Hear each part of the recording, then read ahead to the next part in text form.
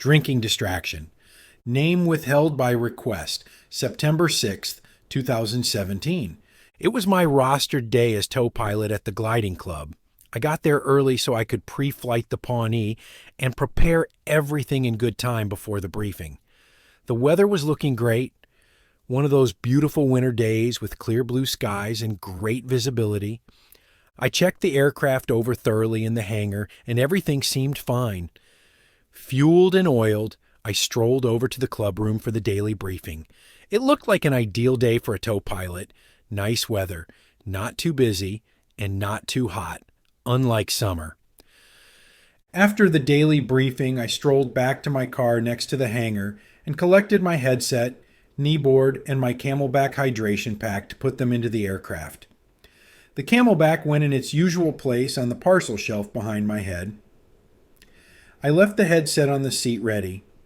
I pulled the Pawnee out of the hangar, hooked up the rope, and waited till the first glider looked ready to launch. Then I started the engine.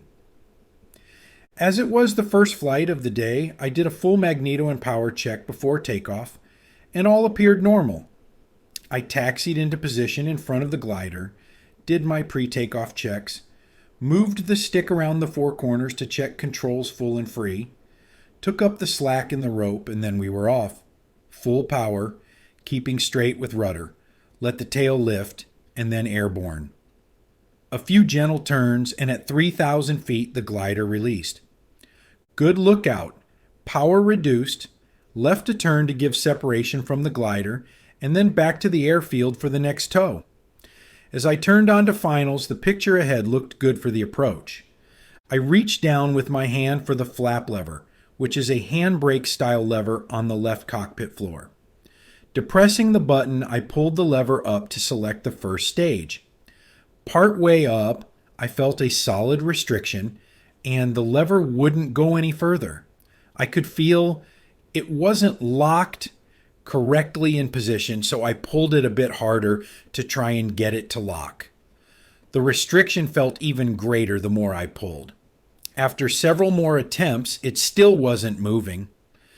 The picture out of the front windscreen started to look like I was getting too high, but with one hand still on the flap lever and one on the stick, I didn't have a spare to reduce the throttle. The aircraft continued along finals, and what to do now? I slowly released the flap lever back to the floor. The lever moved down all the way as it should, and the flaps stayed locked up. Now I had a spare hand for the throttle. At this stage, what I should have done is performed a go-around and done a simple flapless landing. What I actually did was reduce the throttle to idle in order to correct the rapidly developing overshoot, point the nose down, and tried the flaps again. Same problem. Jammed whenever I got the lever part way up. I tried again with more force, but still it did not work. I glanced down just to make sure I had the correct lever. This particular Pawnee also had a similar positioned lever for spraying, and yes, I had the correct lever. But what I noticed was the blue pipe of my Camelback leading down to the flap lever. I immediately knew what had happened. I always carried a Camelback in the cockpit while towing to stay hydrated, as often there was little time for a drink stop on a busy day. I usually left the pipe dangling down from the rear parcel shelf on the left side close to my elbow so I could grab it during a turnaround and have a quick drink. The long pipe must have dropped completely down and got caught in the flap lever.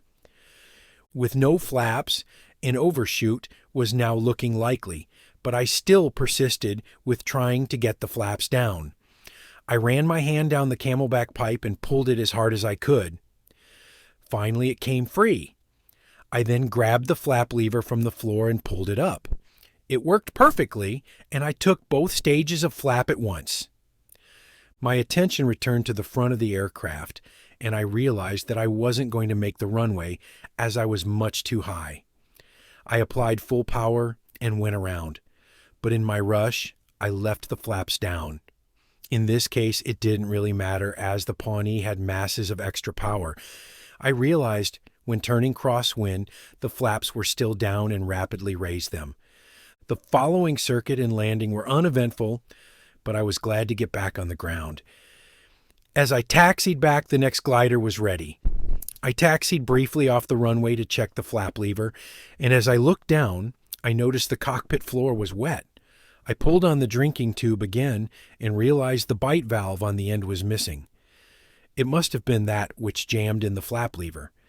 And when I pulled, it came off.